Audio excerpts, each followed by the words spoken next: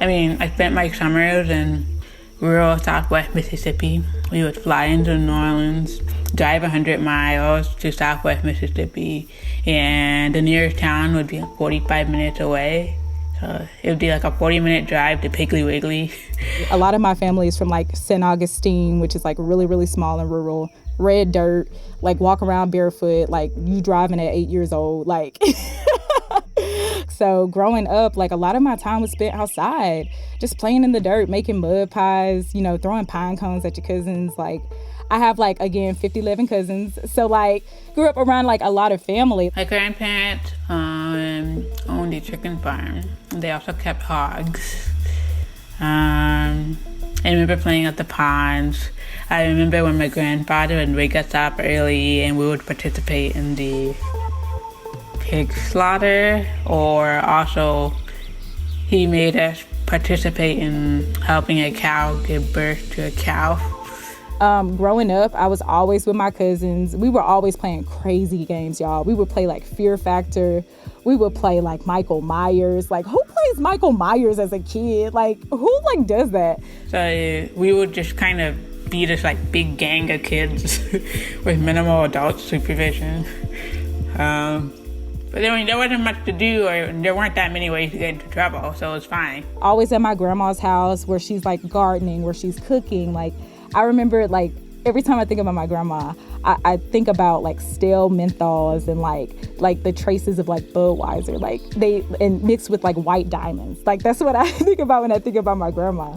I think about like while she's making dumplings from scratch and her letting me have a corner of like the dough, right? My grandfather made his own sausages and bacon, so that was, I got to see that process. What I loved about my grandparents is that they allowed us to be kids. Like they allowed us to really have fun and like be out there in the country and get dirty. That like one of my favorite things is to get dirty now. Like I remember when my mama used to live with my papa and my grandma while she was still raising us, I would like around like 3 years old, I would sneak out of the house and go out to the field like where the pens are, where the dogs are.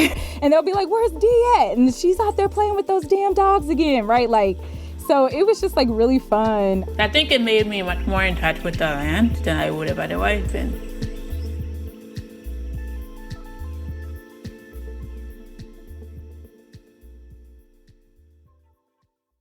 You're listening to Natal. You're listening to Natal. You are listening to Natal. You're listening to Natal, a podcast about having a baby. Having a baby. Having a baby while Black.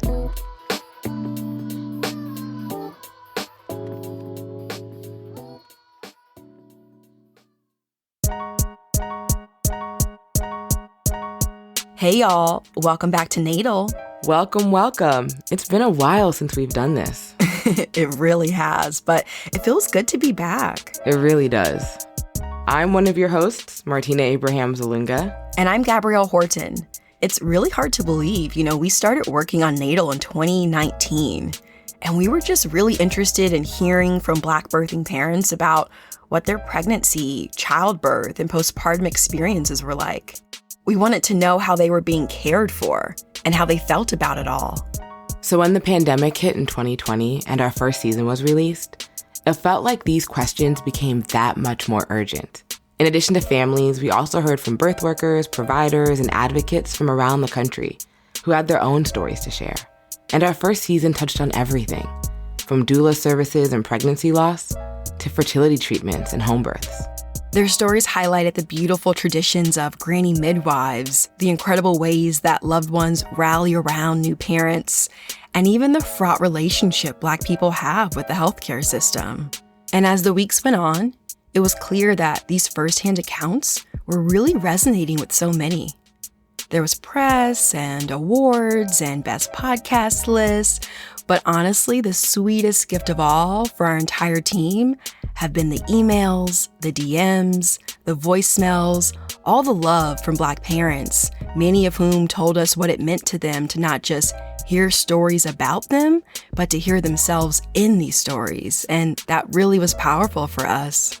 Absolutely. And we knew that these stories were just the tip of the iceberg, and that there were so many other journeys to parenthood that deserve to be uplifted. So when we started thinking about season 2, We wanted to talk to folks we hadn't yet. And for us, that was Black rural families. We wanted to know all about their care experiences. Where do they go for care and who's caring for them? So this season, we're doing exactly that. Getting ready for this season, Martina and I spent a lot of time thinking about our own connections to rural life. We are both the grandchildren of the Great Migration, which was a movement of 6 million Black people from the rural South to cities in the Midwest, Northeast, and the West Coast, roughly from around the 1910s through the 1970s. And my mom's side was a part of this. They came from Texarkana, Texas, and Keachai, Louisiana, and they eventually made their way to California in the 1940s, and honestly, it's where my family and I have called home ever since. And my dad's parents were rooted in Selma and Safford, Alabama. And in the 1950s, they left for New York City. My grandparents would eventually settle just outside of the Bronx in Rockland County. So most of my family was raised in the tri-state area, and it's where I live today. But while we've seen family photo albums and have heard memories passed down over the years, neither of us have ever been to these places or even lived in rural areas ourselves. Those beautiful stories that you heard at the top from Dalia Jones and Dr. Ariana Planey, reminiscing about their childhoods in the rural South, well, they stand in stark contrast to widely held misbeliefs and popular depictions of rural people.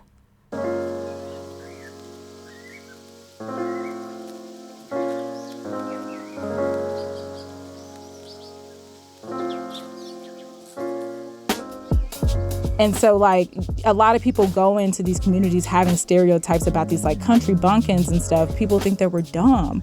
People think that we're, like, we don't know anything. And it's just like, no, we're doing what we can with what we have. There's also a tendency to treat rural residents as people who don't have knowledge that matters. People don't have ways of doing, ways of being that matter, that they may be people who should be condescended upon. And so after talking to them and many other rural healthcare workers and advocates around the country, it was really important early on for our production team to figure out what exactly does rural mean. After quick searches on Google, Merriam-Webster, several government agency sites, including the U.S. Census Bureau, it was clear that we were going to need to dig a whole lot deeper to find some answers. And so what made for a fun challenge was realizing that defining rurality was going to look, feel, and sound different depending on who we asked. So I guess in terms of rural, I think of remoteness from amenities, maybe the composition of jobs in an area. First thing people think of is agriculture. That's Dr. Planey again. She's a medical and health geographer and an assistant professor at the University of North Carolina. Talking to her was really interesting because even she wrestles with this question daily in her work. So there's like 13 different definitions of rural, and which one you use depends on the federal agency that's funding your research. From the standpoint of researchers using these definitions, if we have to be very clear about what rural urban definition we're using in our research. But from a policy standpoint, the classifications you use are consequential. They can determine whether healthcare facilities or providers get funded or are eligible for federal pockets of money. And as you can imagine, having so many definitions can really impact how people access care. So this season, to try to simplify things some, we decided to use a couple different definitions for rural.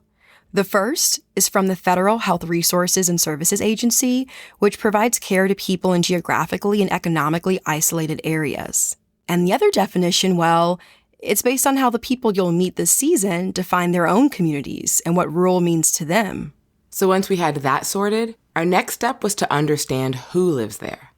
After all, 60 million people call it home, and of that, 18 million women of reproductive age live there too. And while it tends to be older and whiter than the country as a whole, people of color account for most of rural population growth in recent years. 1 in 5 residents are people of color, and of that, 40% are Black. And across these regions, Black folks tend to experience higher rates of underemployment and a 13% poverty rate, nearly double that of white residents. And that's also the case in the South, where the majority of Black rural folks live, heavily concentrated in the Black Belt, a region stretching from Texas all the way to Virginia. The name was originally a nod to the region's Black and fertile soil. It's where enslaved Africans and the crops they grew were most profitable in the plantation economy. Over time, the name took on a new, more political meaning to describe counties where Black people outnumbered whites. So as one might guess, all of those dynamics are still very much at play there.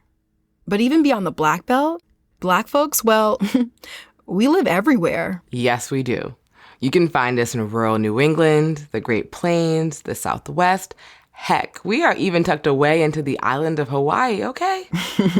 And all of these places have their own traditions and culture. For Dalia Jones, that's what makes rural communities so damn special.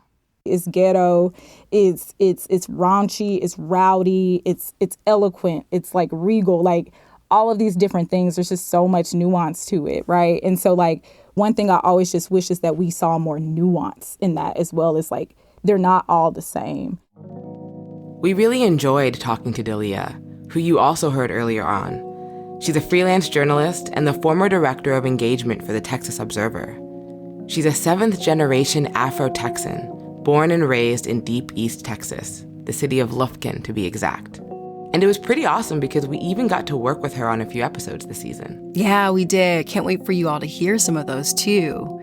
And as you can imagine, naturally our time with Dalia would often lead to conversations about the state of journalism today and how the media talks about rural America, about places like her hometown and families like hers.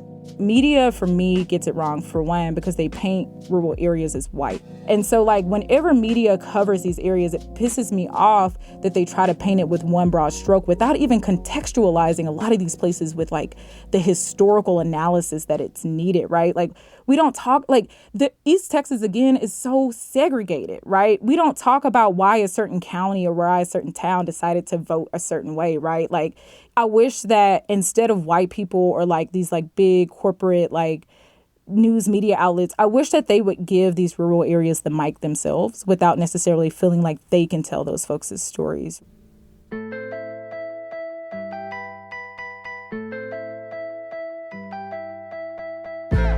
I'm Shayla Brown. I'm Eric Brown. I'm from the Mississippi Delta. It's a small town, so I don't usually isolate it to one place because it was in between a lot of places, so I just leave it at the Mississippi Delta. Mm-hmm. And I'm from the other side of the state, the eastern side of the state. Columbus is on the state line with Alabama. Well, aloha. My name is Ciara Gardenia Fawn Hunter, and yes, I was born with that name. And my husband's last name is Morning, so now it's Ciara Gardenia Fawn Hunter Morning.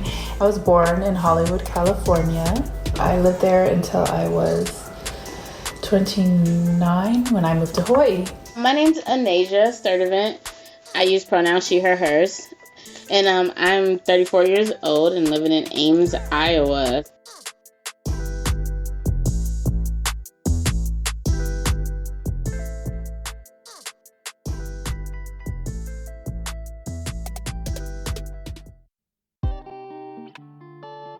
So, you just heard the 4 parents we'll be following this season on Natal. And the best part is that all of us get to spend more time with them and their families this time around. Of course, you'll hear all about their birth stories, but we're also going deeper to better understand their childhoods, the first lessons they received about their bodies, the moments they even decided to become parents, and how they wanted to be cared for through it all.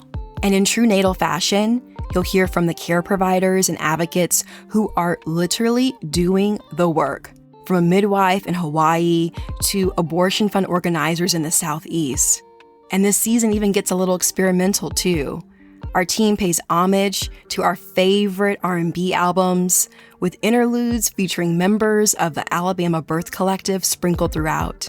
You know, in many ways, this season is really about reaching back and celebrating the traditions, brilliance, and wisdom of our ancestors who found home in rural America. So join us as we head home to hear how Black families are birthing new life and legacies exactly where they are. And hopefully this collection of stories encourages you to slow down and to remember that we, as Black folks, we know the way. Yes. We always have. We know what's best for our bodies, our lives, our families, in our homes too. Amen to that.